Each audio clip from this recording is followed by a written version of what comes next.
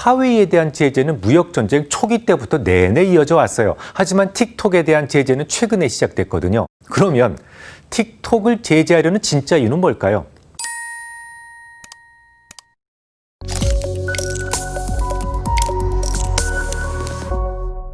시청자 여러분, 한 주간 편안하셨습니까? 이번 주말에는 잭슨홀 미팅이 있어요. 중요한 이벤트이기 때문에 이와 관련된 내용을 좀 전해드리고 싶었습니다만 시장에 있는 시간이 많아지면 많아질수록 뭔가 예측한다는 것이 두렵네요. 과거 자넷 옐런의 시대에 시메트릭 인플레이션 골이라는 것을 제시한 적이 있습니다. 대칭 물가라는 말인데요. 마치 진자운동처럼 이쪽으로 1.5% 물가를 오랜 시간 보여왔다면 2.5% 물가도 용인이 되어야 된다. 이런 취지였어요. 이번 잭슨홀 미팅에서는 대칭 물가의 기간 함수가 가미된 이른바 평균 물가 개념이 발표될 것 같습니다. 이 부분과 관련해서는 다음 주에 좀 더 확인해보고 거론해 드리도록 하겠습니다. 오늘 이야기는 화웨이와 틱톡 제재에 대한 제 생각을 좀 말씀드리려 해요. 미국 정부가 지난 17일 화웨이에 대한 제재 수준을 수위를 높였습니다. 물론 지금까지도 제재가 있긴 했습니다만 화웨이가 직접 설계했거나 주문한 반도체, 그러니까 화웨이를 위해서 만든 반도체에만 적용된 제한된 조치였거든요. 근데 이번에 강화된 조치의 핵심은 미국의 기술이 적용된 반도체가 화웨이에 공급되는 것을 원천 차단하겠다는 거예요. 심지어 화웨이용으로 만들지 않은 이른바 범용 제품이라고 할지라도 미국산 장비가 하나라도 설치되어 있는 홑에서 만든 반도체는 미국 정부의 승인 없이 화웨이에 납품이 불가능하게 됐습니다. 우리나라의 반도체 생산 라인에는 어플라이드 머티리얼이든지 이런 미국산 장비들이 많이 사용되고 있기 때문에 9월 15일 후 화웨이의 납품은 사실상 불가능해진 것이죠. 이뿐만 아니라 거래 제한 블랙리스트에 전 세계 21개국의 화웨이 계열사 38곳이 새롭게 추가되면서 이 블랙리스트에 오른 화웨이 계열사 모두 152개로 늘어나게 됩니다. 미국 정부의 이 같은 조치에 대해서 법률회사 아킨컴프의 케빈 울프라는 사람은 미국 교역 역사상 이런 정도의 수준의 통제는 결코 본 적이 없다라고 지적했을 정도로 매우 가혹한 조치였다고 볼 수가 있겠습니다. 이 틱톡도 마찬가지인데요. 이 트럼프는 90일 이내 미국 내 모든 관련된 자산을 매각하라는 행정명령에 서명합니다. 이 화웨이와 틱톡에 대해서 압박을 하는 명목상의 이유는 거의 동일한데요. 미국의 안보를 위협한다는 거예요. 윌버러스 상무장관은 로이터 통신에 보낸 성명에서 화웨이와 계열사들은 제3자를 통해서 미국의 기술을 도용함으로써 미국의 국가 안보와 외교 정책을 이익을 심각하게 훼손했다라고 주장을 했고요. 틱톡에 대해서도 미국의 국가 안보를 해칠 위협이 있는 행동을 할 수 있다는 확실한 증거가 있다라고 주장합니다. 한마디로 미국을 염탐하고 기술을 탈취하고 개인정보를 임의로 수집했거나 그렇게 할 수 있다는 거죠. 당연히 화웨이 측에서는 펄펄 뜁니다. 그런 일 없다라고 잡아댑니다. 틱톡 측에서는 그런 점이 의심된다면 중국에 있는 메인 서버를 영국으로 옮길게라고 제안을 하지만 미국은 그 제안도 받아들이지 않습니다. 이 명목상으로는 제재 이유가 하나같이 미국의 안보 문제인데요. 잘 보면 다른 점이 참 많습니다. 일단 제재 시기가 좀 많이 다르죠. 화웨이에 대한 제재는 무역전쟁 초기 때부터 내내 이어져 왔어요. 하지만 틱톡에 대한 제재는 최근에 시작됐거든요. 게다가 두 회사에 대한 해법도 좀 다르죠. 화웨이 통신 장비를 쓰고 있는 LG U+에 대해서는 회사명을 콕 집어가면서 쓰지 말라라고 했을 정도로 화웨이 제품을 완전 퇴출시키겠다는 의지를 분명하게 하고 있습니다. 하지만 틱톡은 사용 중단 명령에 단서가 붙어 있어요. 그래서 미국 기업이 인수한다면 더 이상 문제 삼지 않겠다는 겁니다. 그럼 지금부터 제 생각을 말씀드리죠.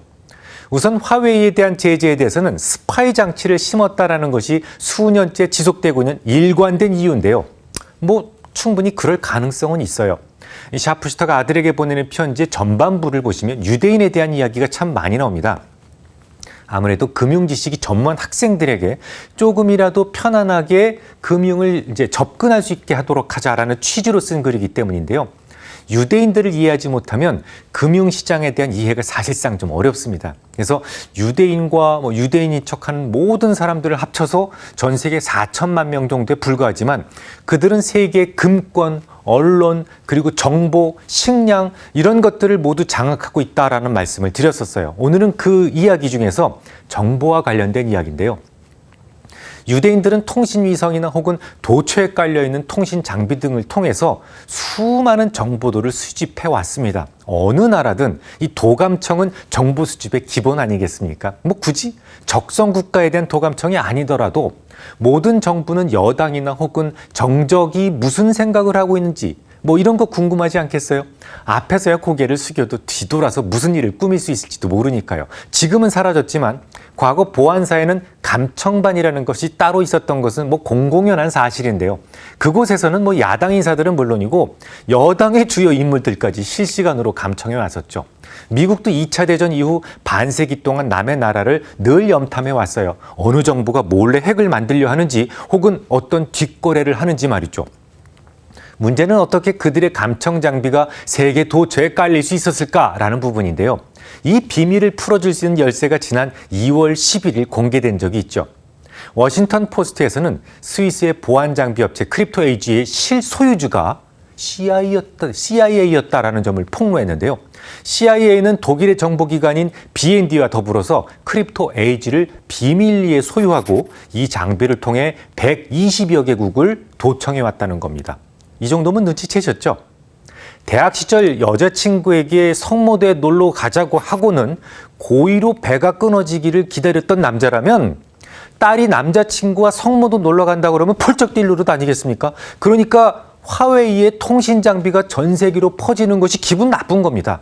자신들이 과거에 너무도 익숙하게 했던 일들이니까 화웨이의 통신 장비 안에도 쥐도 새도 모르는 백도어링 코드가 심어져 있을 수 있다는 것을 잘 알고 있기 때문이죠. 물론 중국이 감청 가능한 이 코드를 심었다는 것은 확인할 수는 없어요. 미국이 무려 반세기 동안 감청했던 것을 까맣게 모르고 있듯이 코드를 심은 사람 이외에는 누구도 알 수 있는 방법은 없어요. 중국이 아니라고 하면 딱히 입증할 방법도 없단 말이죠. 하지만 심을 수 있는 능력이 있는데 굳이 안 심을 이유도 없는 데다가 이론적으로 수년 내 도저히 따라잡을 수 없는 세계의 아주 탑 기술들이 통째로 중국에게 넘어간 사례가 많이 보이기 때문에 아니라고 말할 수도 없다는 것이죠. 게다가 EU 집행위원회에서도 회원국들에게 5G 장비에 대해서 화웨이를 배제시켜야 된다는 주장이 시작이 됐는데요. 그 이유로 제시됐던 것이 사이버 보안 리스크를 줄이기 위함이다라고 발언했다면 뭔가 이유 있는 행동이었다는 생각이에요. 지금은 아시다시피 트럼프의 시대지 않습니까? 유럽은 더 이상 미국이 뭐 하자고 해서 맹목적으로 따르는 그런 시대는 아니에요. 실제로 지난주에도 미국은 유엔 안보리에서 망신당했지 않습니까? 미국 정부는 대이란 무기 금수 제재 연장이 불발되자마자 이란이 핵 합의를 위반했다고 주장하면서 이란에 대한 제재 복원을 안보리에 공식 요구했는데요. 안보리 15개 이사국 중에서 도미니카 공화국을 제외하고는 미국의 제안에 찬성한 국가가 단 하나도 없었어요. 지금까지 미국에 언제나 동조했던 유럽의 전통적인 동맹국, 영국, 프랑스, 독일 모두 미국에 등을 돌렸다는 말이죠. 그럼에도 불구하고 화웨이의 장비에 대해서는 퇴출시키겠다는 의지를 분명히 밝혔다면 유럽에서도 화웨이를 의심하고 있다라고 볼 수 있어요. 물론 틱톡이나 알리바바도 정보 탈취에 깊게 관여돼 있을 수는 있습니다. 하지만 화웨이의 통신 장비하고는 좀 다르죠. 틱톡은 그저 일반인들의 수다에 초점을 맞춘 앱이니까요. 이 틱톡의 제재에 대해서는 유럽에서의 대대적인 동참도 없었고 또 미국에서도 우방들에게 틱톡 쓰지 말라라는 요구를 정식으로 하진 않습니다. 지난 6일 키스 크라크 미국 국무부 경제차관은 한국에서도 틱톡 사용이 금지되기를 바라느냐는 기자들의 질문에 대해서 그건 전적으로 한국이 결정할 문제다라고 했으니까요. 게다가 미국의 기업이 인수한다면 그 부분에 대해서는 반대하지 않는다라는 제안도 쉽게 이해하기 어렵습니다. 그러면 틱톡을 제재하려는 진짜 이유는 뭘까요? 그걸 설명드리기 위해서는 플랫폼을 설명드리지 않을 수가 없겠습니다. 제가 어린 시절 화신백화점이었던 것으로 기억합니다만 어머니 손을 잡고 백화점에 갔다가 미아가 될 뻔한 적이 있었어요. 너무 사람들이 많았기 때문이었습니다. 백화점은 그야말로 100가지 상품을 진열해 놓은 곳이었어요. 그곳에는 원하는 것을 모두 구매할 수 있었습니다. 백화점에 입점하는 것은 여러 가지 의미를 담고 있었는데 그중에서 가장 중요한 것은 공신력이었습니다. 이거 어느 백화점 물건이야? 요거 하나만 가지고도 소비자들에게 절대 신뢰감을 줄 수 있었으니까요. 백화점 입장에서 본다면 입점한 업체가 잘 되고 안 되고 별로 중요하지 않죠. 하한 매출을 딱 정해두고 그 매출 달성하지 못하면 나가세요. 다른 업종으로 교체하면 그뿐이었어요. 물론 잘 팔리면 그 매출의 30% 이상을 수수료로 챙길 수 있었기 때문에 거의 위험이 없는 장사를 할 수 있었습니다. 이런 형태의 영업을 플랫폼이라고 합니다. 지난 한 세기 동안 백화점은 핫한 상품을 끌어모으는 이른바 플랫폼의 역할을 수행해왔죠. 물론 지금은 백화점들은 서서히 몰락하고 아마존이라고 하는 거대한 플랫폼이 성장 중에 있는데요. 최근에는 기존의 백화점 건물들마저 하나둘 아마존의 물류창고로 쓰이기 시작했다라는 보도도 있었죠. 한 세기 동안 누려왔던 왕권을 온라인의 강자 아마존에게 넘겨주기 시작한 겁니다. 지금은 아마존에 입점하지 않는 업체를 찾아보기 힘들 정도로 세상의 모든 재화와 서비스가 아마존으로 향하고 있죠. 물론 이케아처럼 단독 노선을 고집하는 경우도 없지 않습니다만 거점 물류센터를 스스로 운영해야 하는 등 초기 투자 비용이 만만치 않죠. 아무튼 이 플랫폼이라는 것은 매우 중요한 의미를 갖습니다. 결국 모든 재화나 서비스는 플랫폼으로 집결하기 때문에 어느 기업이나 상품의 전망에서 이 플랫폼적인 요인을 갖추었는지의 여부는 미래 성장성과 직결된단 말이죠. 좀 더 이해를 돕기 위해서 제조업 분야에서의 플랫폼 효과를 한번 볼까요? 대표적인 상품이 있다면 전화기를 들 수 있습니다. 예전에 전화기는 전화의 기능만 있었어요. 하지만 지금은 사진도 찍고 내비게이션도 되고 심지어 헬스케어도 되는 종합 복합기기가 되어 있죠. 저는 전화로 전철도 탑니다. 매년 더 많은 기능들이 휴대폰 속으로 집결되고 있는데요. 글로벌 휴대폰 업체 중에서 플랫폼 요인을 가장 잘 활용한 업체가 누구냐? 바로 애플입니다. 지난주 애플은 사상 처음으로 2조 달러 시총을 넘어섰다고 하죠. 애플 잘 만들었습니까? 우리나라 갤럭시보다 그닥 잘 만든 것 같지도 않고 게다가 악재도 많습니다. 지금 중국하고 미국이 자꾸 싸우고 있는데 이게 분쟁이 심해진다면 전체 매출의 20% 정도가 중국으로부터 발생하기 때문에 이 급락할 수도 있어요라는 아이비들의 경고도 있지 않습니까? 이런 우려감에도 불구하고 시총 2조 달러를 훌쩍 넘어선 이유 역시 애플의 앱스토어라고 하는 플랫폼 효과 때문입니다. 애플은 지난 수십 년 동안 개발자 회의를 주최하면서 애플 폰에서만 가동되는 애플리케이션의 생태계를 단단하게 구성해왔죠.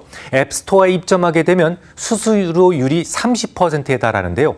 그 수많은 개발자들이 올린 앱들을 구매할 때 애플은 가만히 앉아서 그 매출의 30%를 독식하고 있습니다. 마치 백화점의 수수료 매장과 비슷하지요. 근데 백화점은 세금도 내고 냉난방비, 청소 영역비 등의 많은 비용이 들어가는데 애플 앱스토어는 아무것도 없는 허공이잖아요. 최소한의 비용과 무한대의 확장성을 가지고 30%의 수익을 창출한다는 점 많이 다르죠. 특히 무위험이라는 점이 중요합니다. 개발자들은 돈 들이고 노력을 들이지만 그렇게 해서 만들어진 게임이나 무슨 어떤 서비스가 성공적으로 잘 팔릴 수 있을지 미리 알 수 있는 방법은 없어요. 실제로 많은 개발자들은 실패를 경험하죠. 하지만 애플은 잘 팔리든 안 팔리든 상관이 없습니다. 그냥 매출의 30%를 취하기 때문에 비용도 없고 망할 이유도 거의 없는 강력한 플랫폼을 가진 겁니다. 우리나라 유통업에서 플랫폼 효과를 한번 찾아볼까요? 최근 네이버 장보기가 유행이죠. 이게 왜 획기적인지를 간단하게 설명드리겠습니다. 예를 들어 소고기는 하나마로 마트가 싸고 채소는 홈플러스가 싸다고 해보죠. 그렇다고 하나로에 가서 소고기 사고 홈플러스에 가서 채소를 살 수는 없어요. 만약 인터넷으로 구매한다고 하더라도 각각의 운임을 지불해야만 합니다.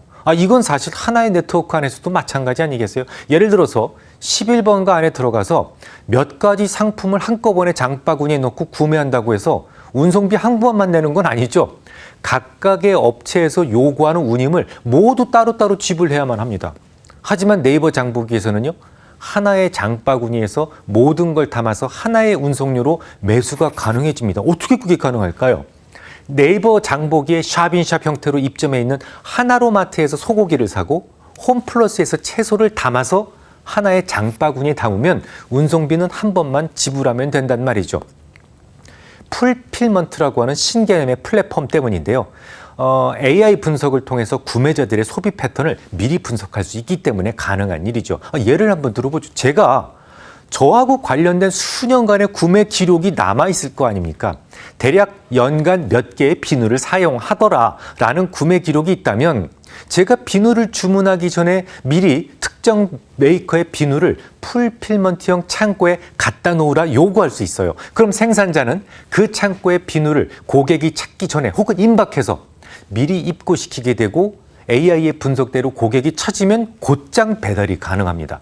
이 풀필먼트형 플랫폼에서는 그 비누에 대한 재고 관리, 배송은 물론이고 심지어 누가 전화를 해서 무슨 컴플레인을 하면 그 비누에 대한 AS까지 모두 한 번에 처리할 수 있어요. 대략 이 정도면 플랫폼의 중요성에 대해서 충분히 설명이 된 것 같습니다. 같은 전화를 만드는 제조업이라고 하더라도 정말 잘 만들었음에도 불구하고 안 팔리는 게 있는가 하면 대충 만들어도 잘 팔리는 게 있다는 거예요. 그건 뭐냐? 플랫폼 효과가 있느냐 없느냐의 차이고 그 차이는 결과적으로 하늘과 땅 차이만큼 크게 벌어진다는 것을 이해하셨습니까? 그렇다면 틱톡으로 가보죠. 틱톡은 지구 역사상 가장 거대한 플랫폼이 될 가능성이 높은 기업이에요. 이미 지구촌에서 전체 22억 명이나 사용 중에 있고요. 올해도 유럽은 물론이고 미국에서 다운로드 1위를 기록합니다. 미국에서만 이미 1억 7천만 개 계정이 만들어졌어요. 만약에 말입니다. 어떤 아이돌 그룹이 온라인 공연을 계획하고 있다면 어느 플랫폼을 선택할 것 같습니까? 만약에 어떤 광고를 하려는 사주가 있다면 어느 곳을 활용하고 싶을까요? 세상에는 영원한 강자가 없습니다. 불패의 성공 신화를 써가며 미국에서도 가장 비싼 땅을 모두 휩쓸었던 백화점들이 지금은 아마존이라는 거대 블랙홀 속으로 빨려 들어가는 것처럼 말이죠. 앞으로는 틱톡이 세상의 모든 재화 서비스를 망라하는 엄청난 규모의 플랫폼이 될 수 있다는 점을 미국이 우려하기 시작한 것이죠. 많은 분들이 틱톡 제재를 트럼프가 시작했다고 생각을 하시는데요. 그렇지 않아요. 트럼프가 선거전을 위해서 행정명령을 동원해 전면에 나섰을 뿐이고 그보다 먼저 지난달 켄 벅 하원 의원이 틱톡 제재안을 공식적으로 제안했고 지난 6일에는 초당적인 지지와 함께 상원 하원을 모두 통과했으니까요. 그들은 인류 역사상 가장 강력한 플랫폼이 될 수 있는 틱톡의 미래가 두려웠을지도 모를 일입니다. 항우처럼 강한 놈은 반드시 내 편이 되어야만 하고 부득이 내 편이 될 수 없다면 반드시 죽여야 하는 것이 병법의 기본이니까요. 시장 이야기로 마무리하죠. 이 비관일색이던 시장 전망에 조금씩 낙관론이 솔솔 피어나기 시작합니다. 그래서 이제부터는 경계 모드로 전환하겠습니다. 추가 매수는 조금 쉬고요. 가지고 있는 것만 가져갈 생각입니다. 보유 종목들이 녹익어서 행복한 추수를 기대하며 말이죠. 네, 여러분들이 굉장히 사랑해 주시는 바람에 구독자가 10만 구독자가 넘었습니다. 앞으로도 계속 제가 열심히 노력을 해서 좀 더 좋은 정보를 계속해서 전해드리도록 노력하도록 하겠습니다. 그러기 위해서는 여러분 뭐가 필수인지 아시죠? 구독, 좋아요. 구독, 좋아요. 네, 고맙습니다.